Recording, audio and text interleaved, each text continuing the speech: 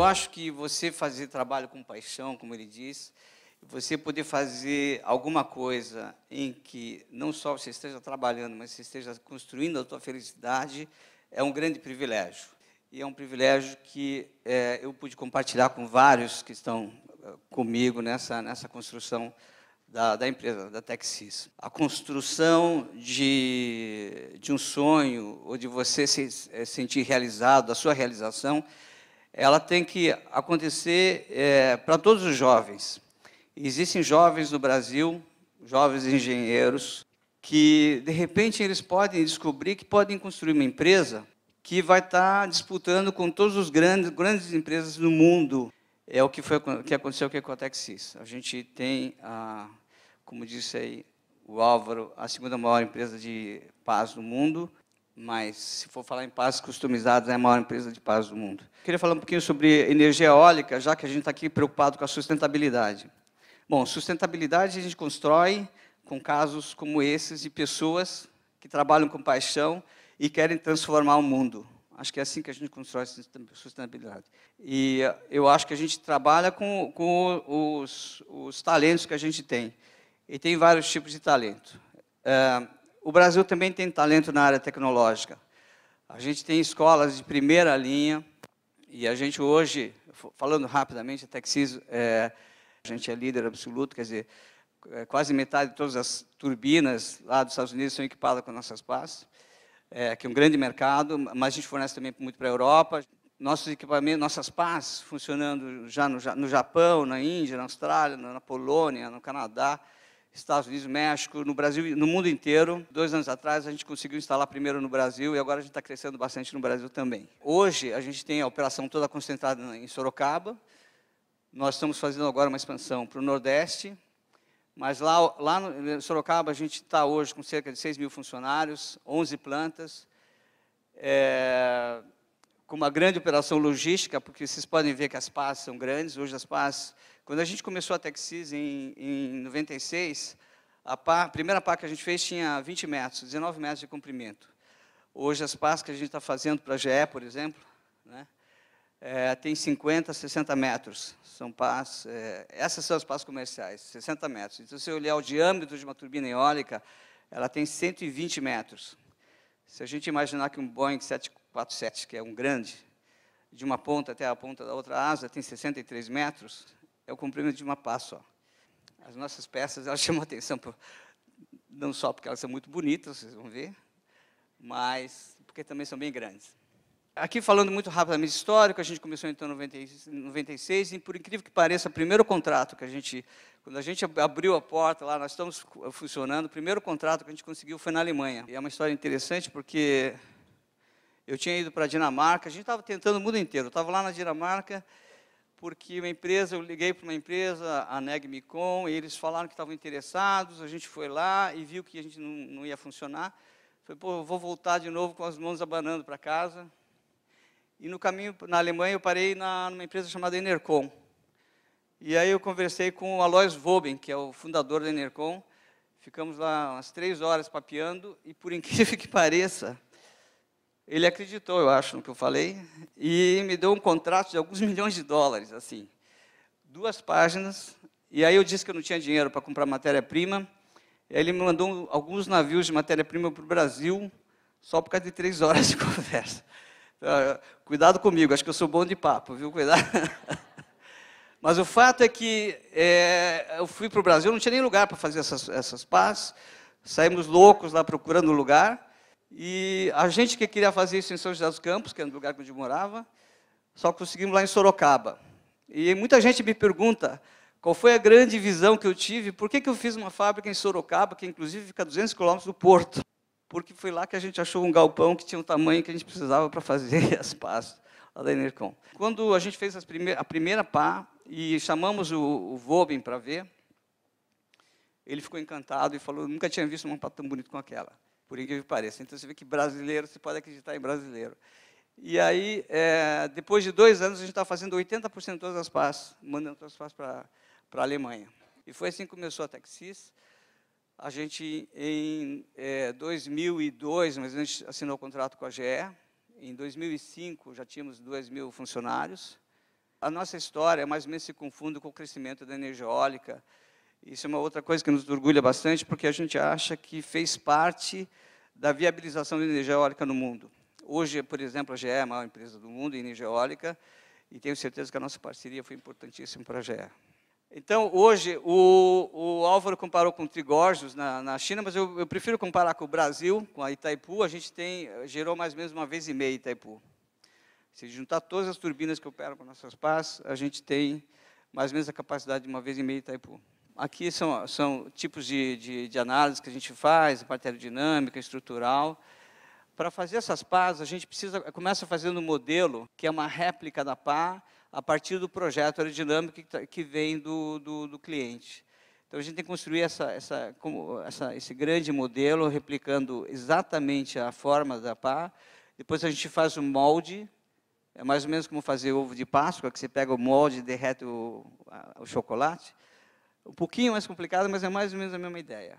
E você coloca todas as cargas que ela vai ver ao longo de 20 anos de operação, e depois você também tem que colocar ela em fadiga, e você coloca todas as cargas cíclicas que ele vai ter, são 3, 4 milhões de ciclos, para replicar o que ela vai ver em vida. Ela tem que durar 20 anos. Então, aqui é o teste final de que ela tá bem feita e que os cálculos estão corretos.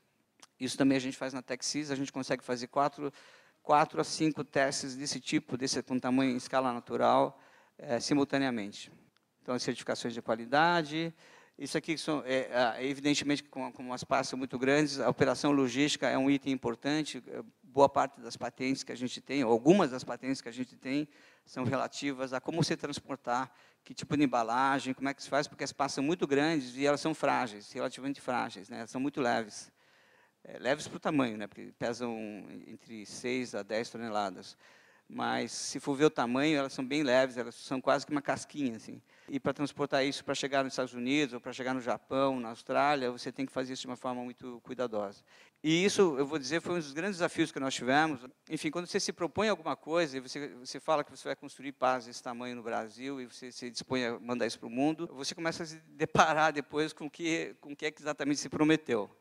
Aí você começa a ter que resolver alguns problemas, e aí você percebe que transportar pás desse tamanho não é muito fácil. E eu acho que essa é a melhor maneira de você incentivar a inovação. É você precisar dela para sobreviver. Se você não inovar, e você não criar soluções, você morre. Esse é o melhor incentivo que você tem. E você acaba tendo, então, uma coisa que você vai colocando no DNA da sua empresa, é que você precisa fazer coisas diferentes, porque os problemas são problemas novos. Na época que a gente começou a TechSys, não tinha gente transportando pá. Não tinha gente fabricando longe, as pás eram feitas próximo do lugar onde eram usadas. Então, a gente se deparou com um problema sério e a gente não tinha quem copiar. E vocês veem... essa foto aqui de baixo mostra bem o quanto, o volume que a gente tem transportado para os Estados Unidos, por exemplo. Isso aqui, esse navio aqui, ele parece um navio, parece pequeno, porque a pá é grande, então deixa o navio meio pequeno, mas o navio é bem grande, e ele tem pás, inclusive no deck, ali, ó, como está ali na direita. E o ano passado, que a gente teve uma produção bastante grande, a gente tinha 2 navios desses saindo toda semana de Santos.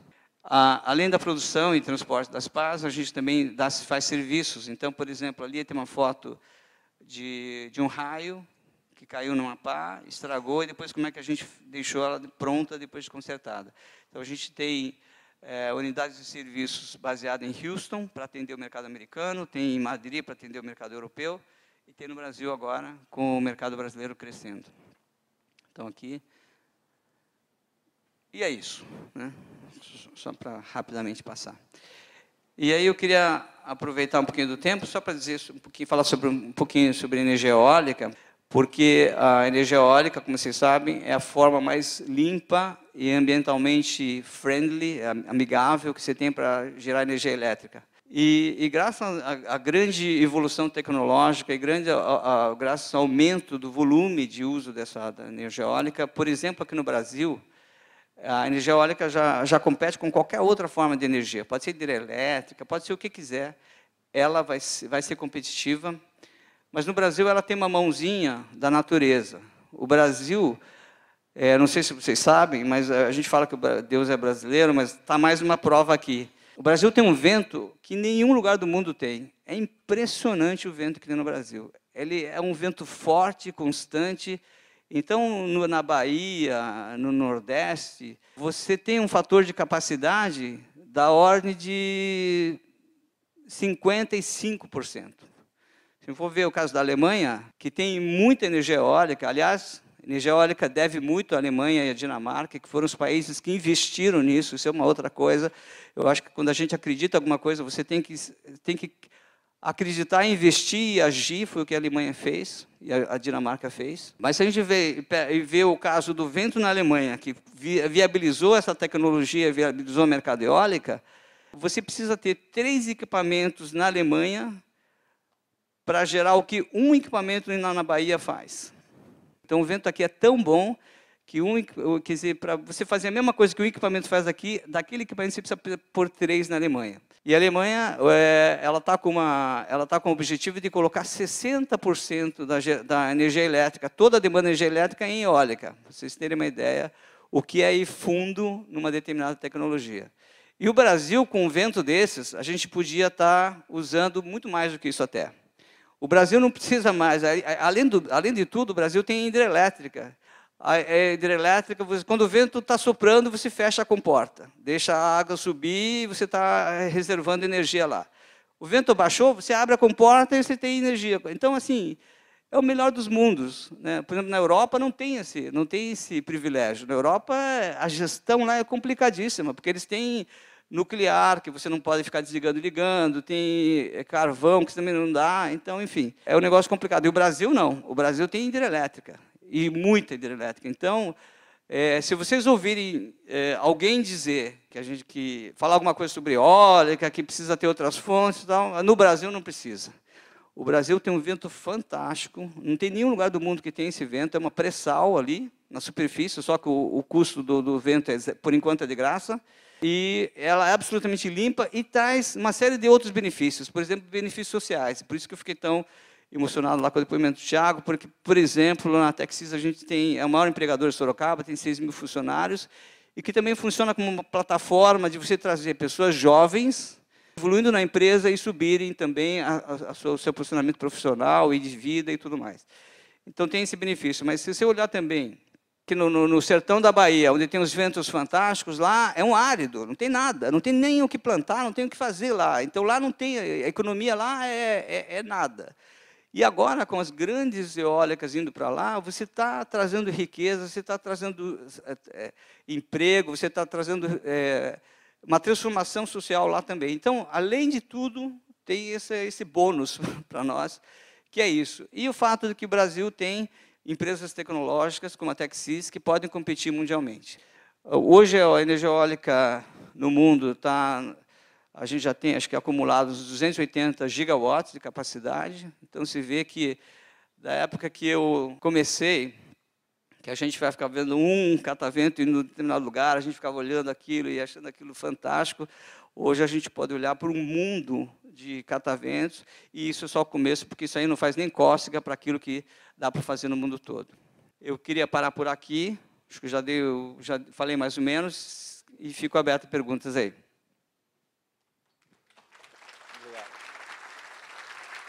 Na verdade, eu queria aproveitar para fazer só uma pergunta, que é a respeito de viabilidade econômica. Fala para a gente sobre viabilidade econômica. Então, a viabilidade econômica, no lugar como o Brasil, fica fácil, que realmente, com esse fator de capacidade aqui no Brasil, como eu falei, a energia eólica consegue competir com qualquer outra forma de energia tranquilamente. Não precisa de subsídio, não precisa de nenhuma ajuda. Você pode entrar, inclusive, para o Mercado Livre, que acho que vários desenvolvedores no Brasil já estão pensando o vento aqui no Brasil é tão... acho que essa é uma coisa interessante para ser dita aqui. O vento no Brasil é tão bom que eu acho que isso está abrindo campo para uma outra desenvolvimento tecnológico no Brasil. Eu estou vendo vários amigos meus que trabalham nessa área de desenvolvimento e tudo mais. O vento no Brasil é tão bom que essa energia eólica pode ser considerada como uma energia de base e não uma energia de reserva. Então, o governo já pode contar com essa energia, que é da energia eólica, como parte daquilo que vai suprir a demanda primária do Brasil, e não aquilo que vai atender os picos e coisas de emergência. Então, para isso, para ter nesse nível de confiabilidade, o que eles estão fazendo? A gente está começando a estudar perfis de vento com muito mais detalhes, de maneira que se possa aproveitar o melhor possível aquele vento que tem em determinadas regiões.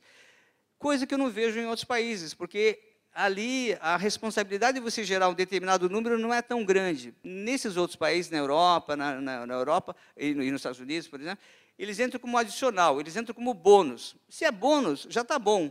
Se vai ser um pouquinho mais, um pouquinho menos, não pega tanto. Mas no Brasil, como tem essa responsabilidade de ser como de base, já começa a ser muita diferença se eu dizer que vai gerar 10, ele tem que gerar 10. E, para isso, a gente está começando a desenvolver uma tecnologia de ter muito mais acuracidade na medição, em cada parte do site, você vai colocar os catavês na medição do perfil de vento, que já é um desenvolvimento tecnológico diferencial para o Brasil. Obrigado, Bento. Bento, eu quis muito trazer o Bento aqui, porque ele é a síntese desse dia. Nós estamos falando de inovação e empreendedorismo, com tecnologia de ponta. Então, parabéns, Bento.